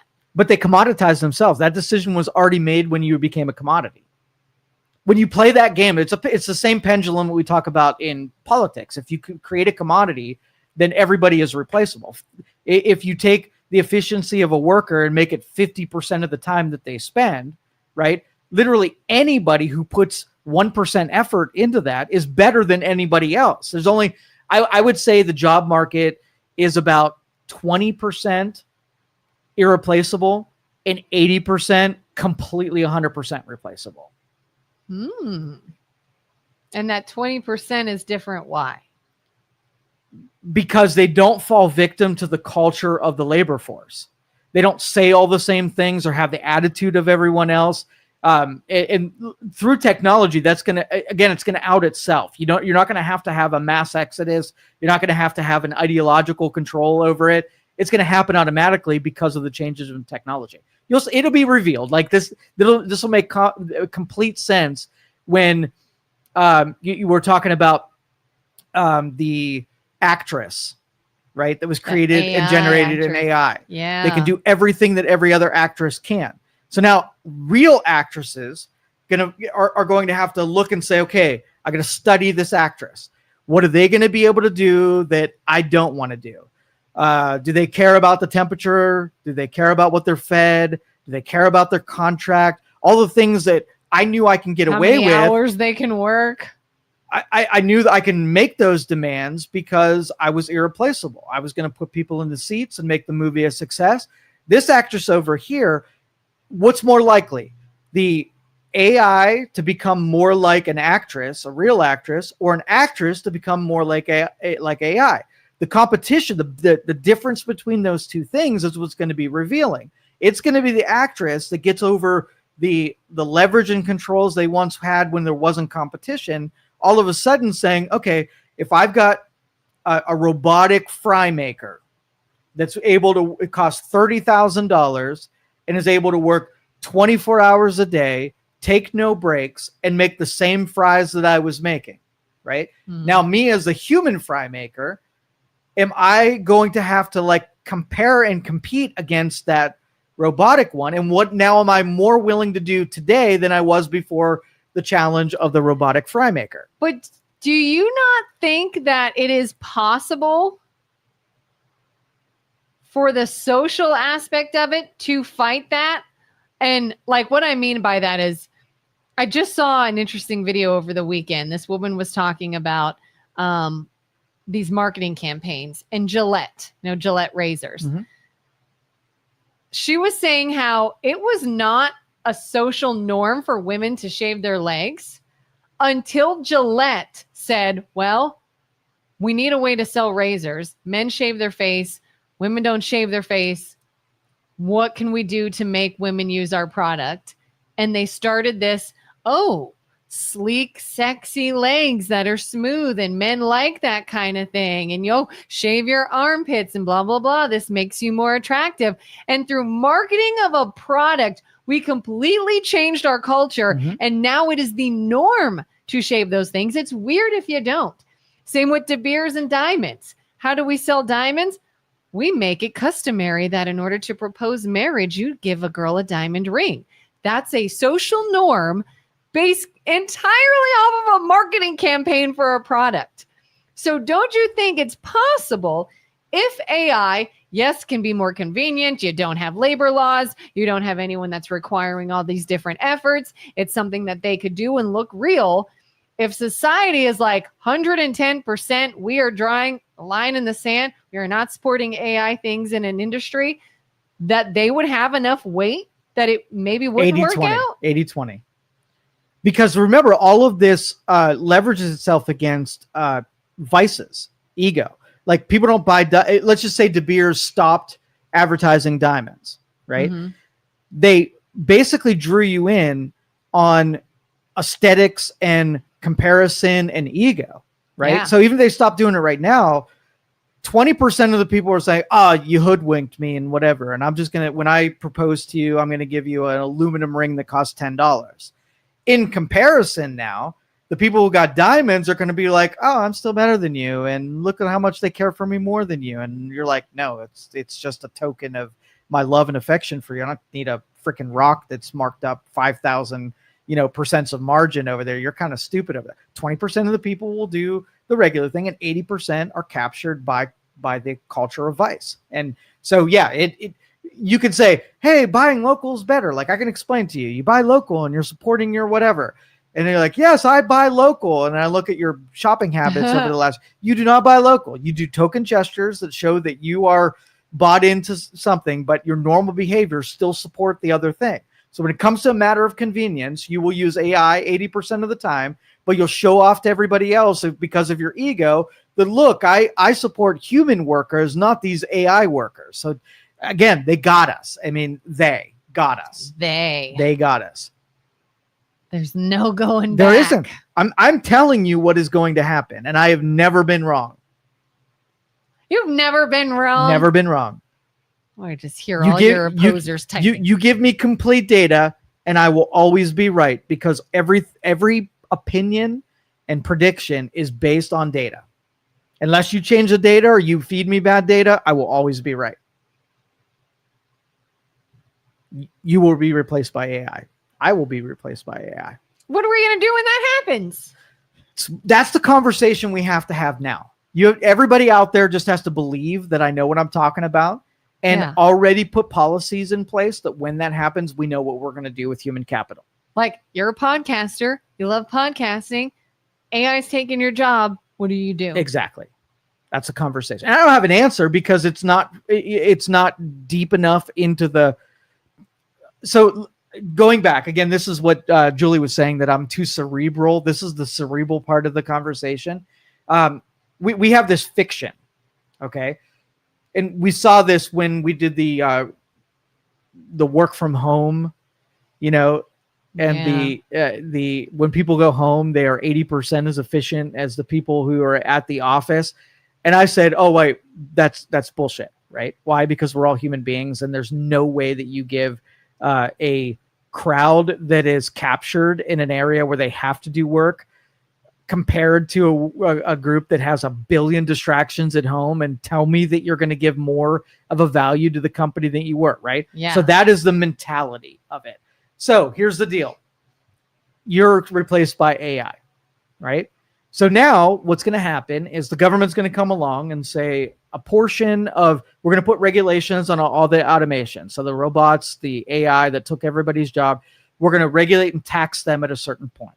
So maybe the $30,000 robot, when they bought it, was just from the company. The government, in order to permit to do fries, it's going to cost them another $20,000 a year, right? To permit that to actually do the job. And they're going to take that $20,000 and they're going to give it as a universal basic income to the guy that used to do fry cooking. So the job's being done by the robot. Products are going to be cheaper because they're going to be more efficient. And the permits that on the fry robot are going to the person who is replaced by that job. So far, so good, right? Mm-hmm. And now you're paid and you don't have to do the fry cooking anymore. You're happy as can be. You're given free $20,000. And now what you can do is you can go home and you can express yourself, right? You can use all of the talents that you would have used all along if you wouldn't have been spent 8 hours every day doing a job. Go express yourself. And the argument is that when people are free from the confines of going to work, they're going to do all these great innovative things, right? And I'm going to say, bullshit. You're going to take your 20,000. You're going to be awful. Like you're going to be in the worst place that you've ever been because now you have absolutely no purpose. You're going to dive down every vice that you can possibly get and wonder why you have no incentive to live another day in the future. It's going to be terrible. Yeah, because I keep thinking, I'm like picturing myself in that position. And what would I do? What would my passion be? Everything I could think of is probably replaced by AI. Yeah. Oh, I would do this and I would go into this industry because it doesn't make me a lot of money. But it doesn't matter. And it's AI. It doesn't matter because the people who did remote work from home for probably maybe a month, they stuck to their normal schedule and they actually did give good value. But the day that they forget why they were still doing all the structured, it's almost like the underpinnings and foundation of religion, right? We had 200 years of foundation of this country based in religion. So everything we do, if its premise was the teachings of Christianity, right? We're living in an entire environment that needed that in order for us to all behave. And then the secularists said, we don't need that damn foundation, right? Yeah. It would be like you went to work and you knew what time you were supposed to get there and you knew when you send those reports and you knew when you did this and you knew when to lunch and you knew when you left. You had the underpinnings of foundation that was before you. When it's all your rules, and I'm going to throw my wife under the bus right now. Don't tell her. Don't tell her. Nobody tell her this. She's a teacher, right? Uh-huh. And she says when it comes up to June, when she's off school, she was like, I still want you to wake me up at 6:30 like I normally do. And I'm going to work. I'm going to put the day like I was at school into all of the things I want to accomplish. And I'm going to end the day at 3:20 and then I'll get into normal stuff after that. I'm like, okay, we're married you a long time. And you I'm say going to this ride every unicorns off into the sunset. How long before it's 10 o'clock wake up, get about 20% of what you would do if you were at school, and the whole day becomes in watching TV and doing things that are fun like you're on vacation? How long? 3 days? 1 week. I was The first week you stick to it. I almost said I'd give her a week. The first week. So why does that, if that's human nature, after the guardrails are gone and you don't have someone over your head looking and making you do something, how long before you give into your vices and you just become the purposeless wanderer, right? If that happens to her, she's a super smart person who has lots of responsibility and discipline, right? But you take the guardrails away and you become this circular chaos mobile. Do you think, though, that's because she knows that the normalcy is coming back? No. That it's short-lived? No. Most people, you remove the rules and they just become a wanderer. 100%. That's why workers take the foundations for about a month because it's more regimen, what they're used to doing on a regular basis. But with teachers, it's different because they get used to 3 months off and it's harder for them to break out and keep those 3 months regimented. Yeah, like a lot of people find themselves dealing with depression when they like retire. 100%. Yeah, that's because they were, as much as you say that you hate the regimen, it's what keeps those people sane and having purpose. Yeah. Oh, I hated COVID. Now, granted, it's probably a little different between just not working and doing anything else you want versus you can't go anywhere. You can't do anything. But I was like, I hate it. Like I never so badly just wanted to go to work. Like, I hate getting up early. And I said, I'll give anything to go back to the day of having to get up early and go to work and having to do this, because the alternative of being free to not, I didn't like what it at you'd all. become without those guardrails is not something that you would pick. You can do. I hope that University on the Hill does some social experimentation, knowing that this is coming, and pluck somebody from everyday life, every industry, and create a laboratory where to see what they do and when they do it, and see what they become of themselves. Yeah. If they become there again, it'll be 20% of them will take the opportunity and just flourish. They will get into things they never had time for. They will invent things, and 80% of the people will become a wrecking ball to everything that they come in contact with because of where they're at right now mentally. Julie says, I don't think AI can keep up with Joe and Kelin. We're easily replaced. I mean, I'll give them the formula of what it means to be Joe and Kelin, and they'll be able to do it better than us. What? Yes. We're so predictable. So predictable. Joseph says, that's when I retired. I have a small part-time job helping people and involved in 3 different charities. Oh, yeah. And more golf, too. So, Joe, when the virtual reality allows you to play golf through a headset and you don't actually have to go anywhere and do anything, you have to smell all that fresh air and get your shoes all wet. Are you going to play golf through the VR headset? What if it's a beautiful day? I want to go outside. I don't want to do anything VR. I bet you he does want to go out and do it. And that's the part where you said were the social implications of being able to do the thing without the inconvenience. I will give you this is a spoiler. We will always pick convenience as much as we feel like the other stuff's important to you. If you take that stuff away and give you the choice, go to the store, the retail store, and buy the thing or hit the button that says it'll arrive in 2 days. 80-20, 80% of the people will take the convenient thing, and 20% will take the thing that inconveniences you. Well, I think people would fight for real Joe and Kelin versus AI Joe and Kelin. We will see how many people are like, I'm not going to see that movie. That actress is not real. I won't listen to that song. That thing was completely concocted. Yeah. If I believe, okay, so let's just say you take your pop artist, right? Uh-huh. And you find out that they don't play any instruments. They don't write any of their own songs. All they do is get fed what they say in there. Is that not as AI? Like Milli is Vanilli. that like a mini AI anyway? So Kinda. in an interview, like, oh, Katy Perry, this great tune. What's your inspiration for this song? I don't know. We had songwriters in the back room, and they put together what I thought you guys would listen to and be willing to pay for and show up at a concert for. I just took the sheet music that somebody else wrote, and I figured out how to put those two together, and I'm just part of an assembly line, dude. No inspiration whatsoever. Now, you might have got inspiration, but there was not an inspiring process that went into it. Yeah, I just saw this reel on Facebook. It was like older songs that inspired like the late 90s, early 2000s, that our generation loves all these songs. And it's no secret that older songs inspire current songs, but it was ones I had no idea. Like, you know, Ace of Base?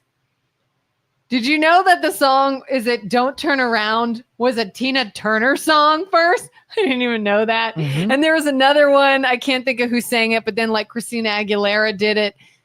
And I think everybody from my generation thinks it was a Christina Aguilera song, and it's not. And I'm just like, I have been bamboozled. Mm-hmm. You ever see Four Chords by the Axis of Awesome, I think it's called? Is that like every song is 4 chords or yes, something? Yes. I think I've seen part of that. And it sort of like triggers something in your brain that everything that you think is unique is not as unique as you think it is. Yeah. Because there's an emotional appeal to think that, you know, this work of art, right, was valuable. In ancient times, they had to really try hard to get something that was inspirational, whether or not it's writing music or putting literature together or whatever. There was a lot of work that went into it. Then we commoditized it and made it something where it was more consumer, what the consumer wanted to hear rather than what wanted to be presented. Yeah. And we commoditized it. And that's why I know that movies, music, and literature will all be taken over by AI. Anything that is commoditized will be taken over by AI. Everything. I've heard that the song I Will Always Love You was written in 10 minutes. I bet. And when you think that, you think, oh, wow, this must be an incredibly talented artist, musician. Dolly Parton, I believe, wrote it in 10 minutes and it's a smash hit for decades. But then you think, or is there just a very simple formula? Followed it. We got a hit song. That's you have just discovered how gullible people are. We are. Mm-hmm. But it works. Why does it work? And then who discovered that it works? Were they the real innovator? Why do women make a big deal about the size of their diamond ring? Why do women spend all the time shaving and whatever? It's all the same formula. Oh, yeah. Look, now we'll stick needles in our face and numb our muscles. So let's just say tomorrow, Broad Appeal Marketing said, hey guys, you were totally lied to. There was a guy that bought 3 of the diamond mines and he had complete control of the supply of diamonds out here. They ran marketing. They got all of you to think that diamonds were super valuable and super rare. They're really not all that rare. You can make diamonds super easy. I can have a 3D printer that does it. It's not even whatever. So what I want you to do is when you go to get married, I want you to insist that that's not even a really big deal. You were all just hoodwinked and whatever. So don't do it. Right. Mm-hmm. How long or how many more years in the future are women still valuing diamond rings? They probably will. Forever. Yeah. Yeah. Because we are naive and gullible. Even when told the data and the details, you will not be able to be the first that grabs the flag and runs forward and does something opposing. I mean, you could say, hey, why are you spending thousands of dollars on a wedding? You can be legally married and not go into debt and not waste life savings on a party and spend it on things for your future. And how many women are going to be like, but I've always wanted my wedding. That's right. Like it's an emotional appeal. It's an emotional appeal. You know what we did? Nothing of that. And nobody was disappointed that we did everything on the cheap. Everything was just for her and I. We didn't give 2 shits about what everybody felt. Everybody wanted a big reception. F you. We had it in a church gymnasium. The wedding, super small, and it's a formality. So let's get through it.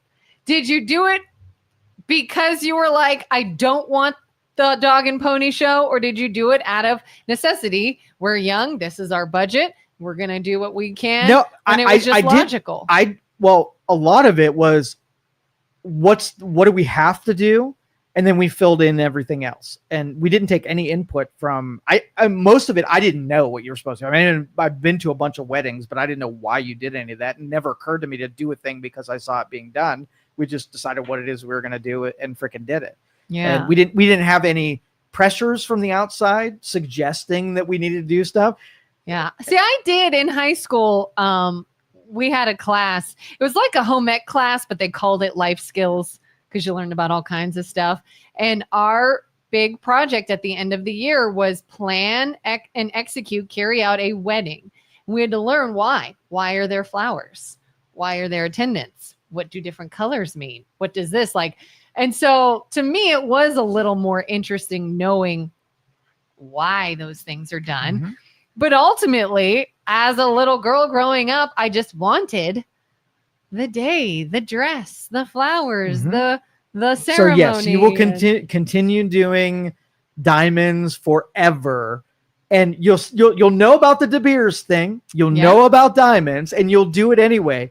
But there's a point after you can't blame De Beers anymore. You willingly took that forward because of your ego. Oh, yeah. Like, how many times do women complain about shaving their legs and, oh, my God, it takes forever and I don't want to do it. Now I have to do this. You literally don't have to do it. I will tell you. But we do it. Men find hairless women more attractive. I mean, I've seen the pictures of armpit and hair. You don't like it, do you? I don't like it. Don't like it. So then it was validated. Then it was like, oh, we even got the men to realize how much. Well, I don't know if it was the marketing, because I think the people presenting the haired version of it are militant feminists, and I hate them. So it's almost like I wanted the because reverse of it. The reverse marketing. They made you hate them. Yes. More than so you I hate want no hair marketing. because they'll be sad if they find out someone shaved. Don't you think we're doing that in our political culture? Yes, 100%. I want them to be wrong because I hate those people. Right. So I will more insist. than I like my I own will cause. insist that I want the things that make you sad. No matter what is. You're like, if the militant feminists are like beauty marks, like get them lasered off, I will love me some beauty marks. I want beauty marks like pimples You all just over want the opposite of what they 100%. Yeah. want. Okay. And Julie says that cubic zirconiums are awesome, and I couldn't agree more. And if you Yeah. want to go around flaunting that cubic zirconium and you say, oh, that's a nice ring that you got there, and you say, that is because my husband loves me so much, I will be like, that is a sentiment that's required. I know someone that when they got engaged, they were very much against like blood diamonds and how diamonds are mined and all these things. And Mhm. so that couple doesn't have a That's diamond. cool. I think I've known 2 people I'm- that didn't I'm have fine with diamonds. Yeah. I like diamonds. Mm. Diamonds Shocker. are a girl's Shocker. best friend. Na-na-na-na-na. All right, we're out of here. Thanks everybody for joining us. We'll see you guys tomorrow. Have a good one. Thank you for listening to this show on Youngstown Studio. This is original Youngstown content. Feel free to share our videos and tell your friends about us. Don't forget to subscribe to our YouTube channel and follow us on Facebook. Thank you for your support.